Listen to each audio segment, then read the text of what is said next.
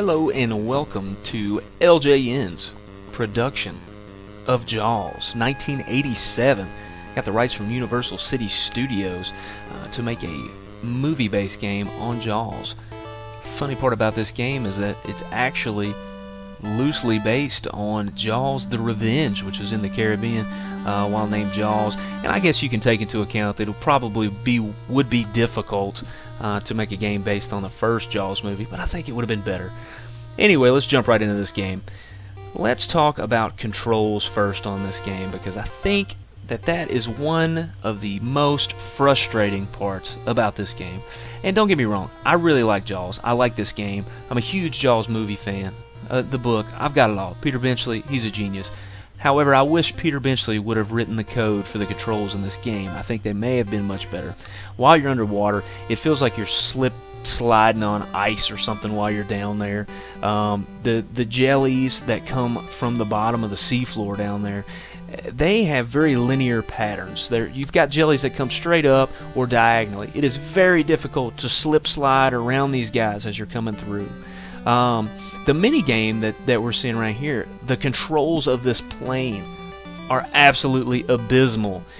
You can slow the plane down or speed the plane up by pressing either back or forward on the D-pad, and then fire your bombs that you have there with the B button. I don't know why we're bombing jellyfish for extra conch shells, but that's what the deal is. So basic gameplay of this game. When you start this game out, you are going from port to power up, and basically the whole point of this is to fight Jaws ultimately. But to get your power levels up, you have to provide conch shells. Now you get conch shells from killing the smaller sharks, you get them from killing the jellyfish that come up, and you get them from killing the rays that are down there. Multiple different ways to get it. Now once you hit the first port, you receive the Jaws Receiver Tracker. This will tell you when Jaws is in your area. It's a heartbeat monitor so you can see how close he is. This particular item, you need this to encounter Jaws to get. And if we're still on controls here, oh my god, multiply the shittiness of the controls in the deep water levels.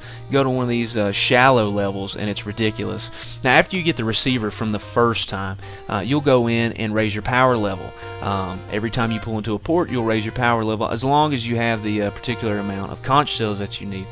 Now once you're up to about power level 3, you're ready to take on Jaws. And based on your points, if you have more than 30,000 points, there will be a mini sub that you can get to help out your ways a little bit. But as Jaws comes in, you can see you stay in the boat for a little while at the beginning, and you can throw bombs at Jaws.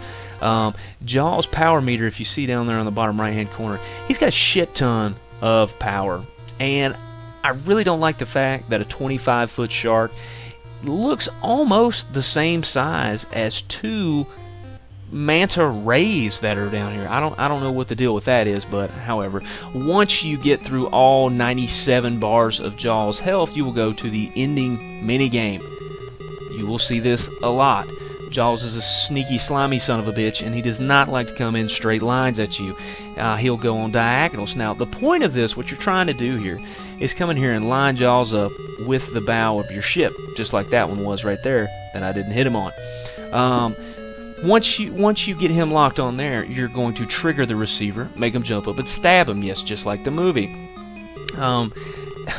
The music in this game is not terrible. It did have the John Williams opening theme in an 8-bit MIDI file, which is not very bad. But there's really not that much music in the game. There's the underwater theme. But that's really all you get there. Now, Jaws, as you can see, back to controls. We're going to revisit controls several times. If you don't get the exact fucking micropixel that you need to bring him out of the water and stab him, you're not going to get him. You're not going to get him. It's very specific as to what you have to do here.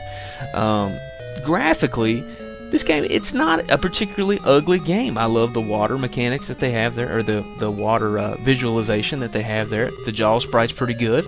Everything underwater is good. Now, the size of there's a 20-foot tall jellyfish there. Now, here's the strategy for Jaws. When he comes in at you, you need to line him up here. You've got to line him exactly, identically, perfectly to your bow. So he comes in, you get a good pattern like this on a straight one. As soon as it touches the bow, you pop them out of the water. Hit B as soon as you see the white. And that's Jaws. All in all, this game is not particularly good, and anybody will tell you the same.